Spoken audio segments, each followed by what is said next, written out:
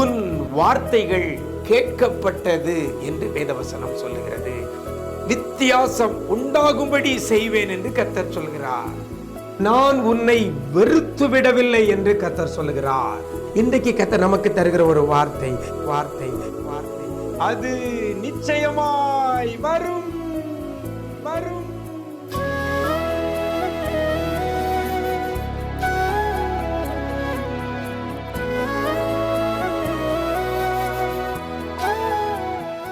கிறிஸ்துவில் பிரியமானவர்களே, ஆண்டவரும் இரட்சகருமாகிய இயேசு கிறிஸ்துவின் ஈடு இணையற்ற நாமத்தில் உங்களுக்கு அன்பின் வாழ்த்துக்களை தெரிவிக்கிறேன். நல்லா இருக்கிறீங்களா?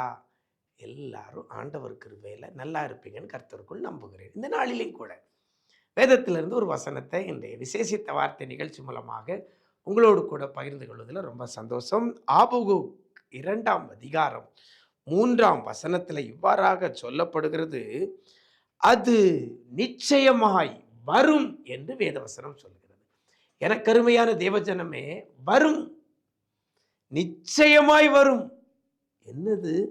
அது வரும் என்று சொல்லப்படுகிறது. எனக்கு அருமையான தேவஜனமே, இன்னைக்கு வருமா வராதா என்று சொல்லி அநேகர் எதிர்பார்த்து கொண்டிருக்கிறோம். அநேகர் வாஞ்சையோடு இருக்கிறோம், ஆசையா இருக்கிறோம். எனக்கு வந்துடாதா? இது எனக்கு கிடைச்சிடாதா? இது நான் பெற்றுக்கொள்ள மாட்டேனா அப்படின்னு சொல்லி எதிர்பார்த்து கொண்டிருக்கிற பிள்ளைகள் ஏராளம். வேதவசனம் சொல்கிறது நிச்சயமாய் வரும். நிச்சயமாய் வரும்னா அது உறுதியா சொல்லப்படுகிறது. கண்டிப்பா அது வரும். அதுனா எது?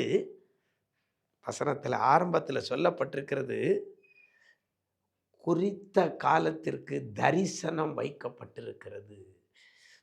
தரிசனம், தரிசனத்தில் எது உங்களுக்கு வரும் என்று சொல்லப்பட்டிருக்கிறதோ, உங்களுக்கு கிடைக்கும் என்று சொல்லப்பட்டிருக்கிறதோ, உங்களுக்கு வந்து சேரும் என்று குறிக்கப்பட்டிருக்கிறதோ, அது நிச்சயமாய் வரும். எனக்கு அருமையான தேவஜனமே, இன்னைக்கு அநேகருக்கு வாக்கு தத்தங்கள் கொடுக்கப்பட்டிருக்கிறது, தரிசனங்கள் கொடுக்கப்பட்டிருக்கிறது. தரிசனங்களை கண்டிருக்கிறோம், வாக்கு தத்தங்களை பெற்றிருக்கிறோம். ஆனால் அது இன்னும் வரலையே அப்படின்னு சொல்லி இருக்கிற பிள்ளைகள் ஏராளம். கர்த்தர் எனக்கு ஒரு வாக்கு கொடுத்தார், அது இன்னும் எனக்கு வரலை சொல்றீங்களா? அதைத்தான் வேதவசனம் இருக்குது, அது நிச்சயமாய் வரும். அப்போ தரிசனங்கள் நமக்கு வைக்கப்பட்டிருக்கிறது. அது நமக்கு நிறைவேற வேண்டுமானால் நாம் செய்ய வேண்டிய ஒரு காரியம் அந்த வசனத்தில் அழகா சொல்லப்பட்டிருக்கிறது, அதற்கு காத்திரு. தரிசனங்கள் தாமதித்து கொண்டிருக்கிறதா? வாக்குத்தத்தங்கள் நிறைவேறாமல் தாமதித்து கொண்டிருக்கிறதா? கர்த்தர் உங்களுக்கு தருவேன் என்று சொன்னவைகள் தாமதித்து கொண்டிருக்கிறதா? இந்த தாமதிக்கிற காலத்தில் நாம செய்ய வேண்டிய காரியம் என்ன? அதற்கு காத்திருக்கணும். அதுதான் தாமதிக்குத அப்படின்னு சொல்லிட்டு நம்ம அடுத்த வேலைக்கு போயிடக்கூடாது. அதுதான் தாமதிக்குதுன்னு சொல்லி அடுத்த ஆப்ஷனுக்கு போயிடக்கூடாது. அதற்கு காத்திரு. ஏன்னா தரிசனம் வைக்கப்பட்டதானால், தரிசனம் கொடுக்கப்பட்டதே ஆனால் அது நிச்சயமாய் நிறைவேறும், அது நிச்சயமாய் வரும். நாம செய்ய வேண்டிய காரியம் அதற்கு காத்திருக்கணும். எத்தனை பேர் தரிசனத்துக்காக காத்திருக்கிறீங்க? எத்தனை பேருக்கு தரிசனம் நிறைவேற காத்திருக்கிறீங்க? வாக்கு தத்தங்கள் நிறைவேற காத்திருக்கிறீங்க? இன்னைக்கு நீங்க காத்திருப்பீர்களே ஆனால் அது நிச்சயமாய் வரும். காத்திருக்காம இருந்தா இன்னும் தாமதிச்சுக்கிட்டே கூட போகலாம். அதற்காக காத்திருக்கிற பிள்ளையாக இருக்கணும், வெயிட் பண்ணிட்டு இருக்கணும்.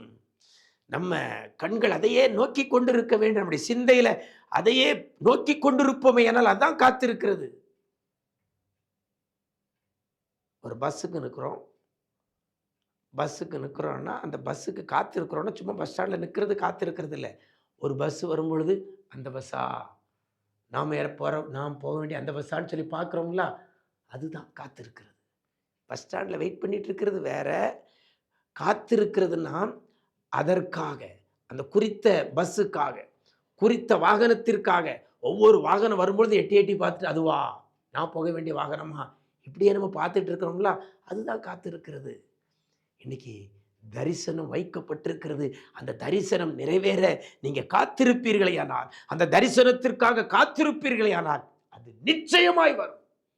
நீங்க காத்திருக்கிறதுனால இனி அது தாமதிப்பதில்லை. எனக்கு அருமையான தேவஜனமே, இந்த வார்த்தையை பிடித்துக் கொள்ளுங்க. கர்த்தருடைய சமூகத்தில் உங்களுக்கு கொடுக்கப்பட்ட தரிசனங்களுக்காக, வாக்குத்தத்தங்களுக்காக காத்திருங்கள். அது நிச்சயமாய் வரும். அதோட மாத்திரமல்ல, அந்த வசனம் முடியும் போது அது தாமதிப்பதில்லை என்று சொல்லப்பட்டிருக்கிறது. பிரியமான பிள்ளைகளே, வாக்குத்தத்தத்தையும் தரிசனத்தையும் சுதந்திரித்துக் கொள்ளுங்கள் காத்திருந்து. அப்படிப்பட்ட கிருபையை கர்த்தர் தருவாராக. நாம் ஜெபிக்கலாமா?